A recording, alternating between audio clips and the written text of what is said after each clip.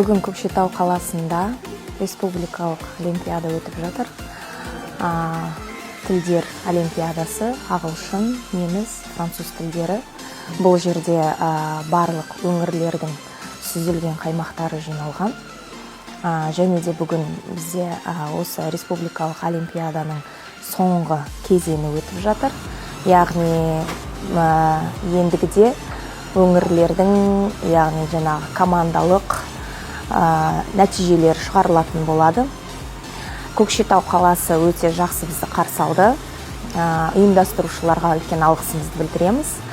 Және де барлық қатысушыларға сәттілік тілеймін. Барлығына сәлем. Менің атым Шаңабай Мариам, мен Шымкент қаласынан келіп тұрмын. 10 сынып оқушы француз тілінен.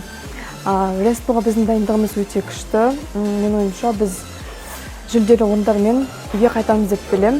Барлық оқушыларға сәттілік.